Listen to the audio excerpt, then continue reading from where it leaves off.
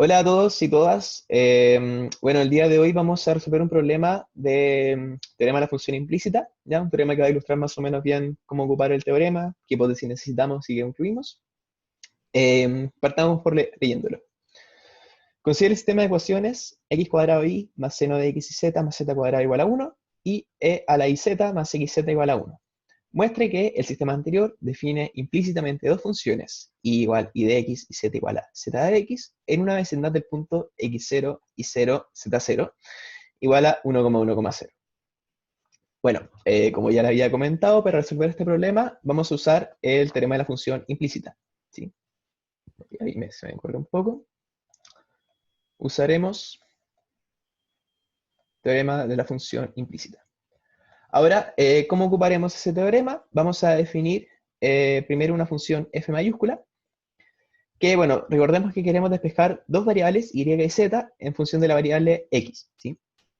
Entonces, para ocupar el teorema, lo que vamos a hacer es separar esas tres variables de R3 como R cruz R cuadrado, donde este R va a representar a la variable x y este R cuadrado a las variables y z.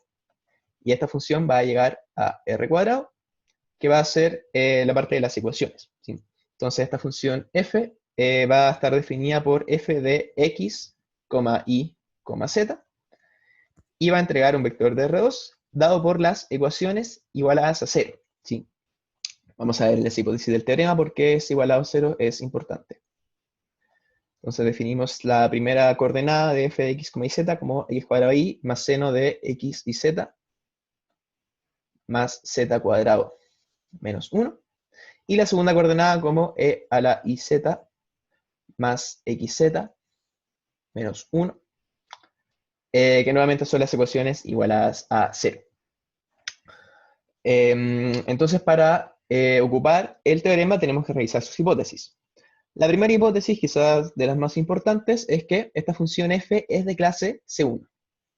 Esta función f es de clase C1 simplemente porque, los polinomios son de clase C1, las funciones trigonométricas son de clase C1, y aquí tenemos álgebra de composición de estas funciones. Entonces, también por teorema de álgebra y composición de funciones C1, tenemos que esta f mayúscula será de clase C1. Otra hipótesis del teorema es que f en nuestro punto de interés, en nuestro caso x0 y 0z0, debe ser igual a 0. Sí.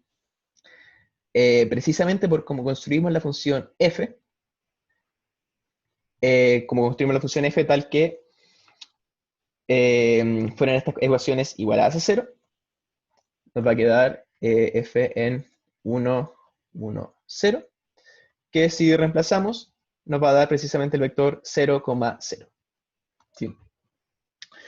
Y ahora, la tercera hipótesis es calcular el jacobiano de f con respecto a las variables que queremos despejar, ¿sí? Entonces, para eso vamos a calcular el jacobiano con respecto a las variables y y z de la función f en la coordenada x, y, z. ¿Y cómo calculamos eso? Bueno, la primera coordenada va a ser la primera fila derivada con respecto a y, ¿cierto? Eso nos va a dar x cuadrado más xz coseno de x y z. Después viene al segundo lado la misma fila derivada ahora con respecto a z.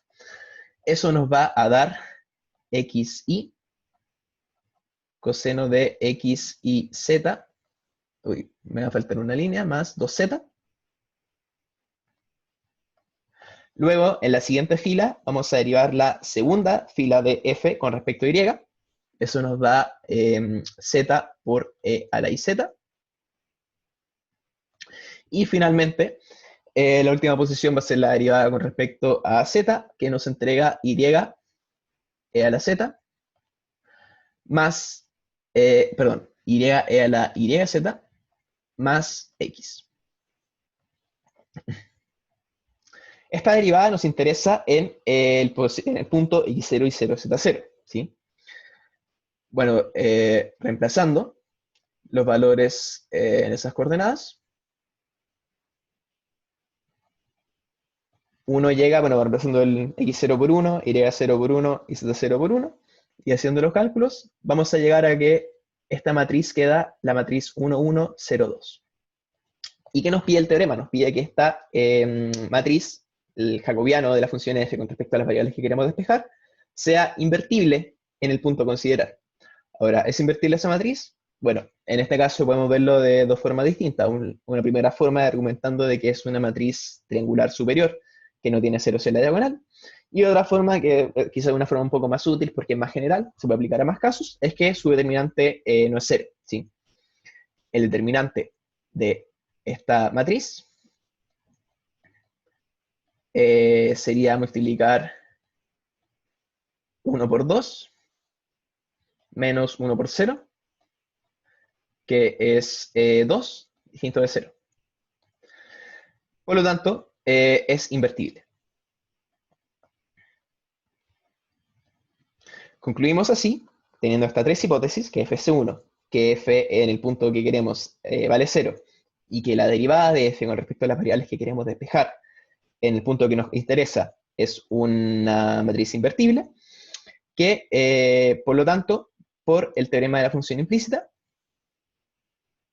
existe una vecindad en torno al x0 y 0z0,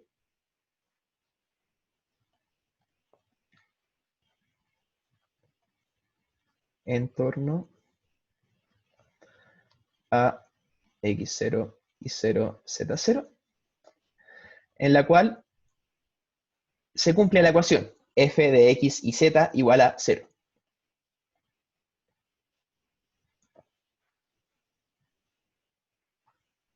¿Sí?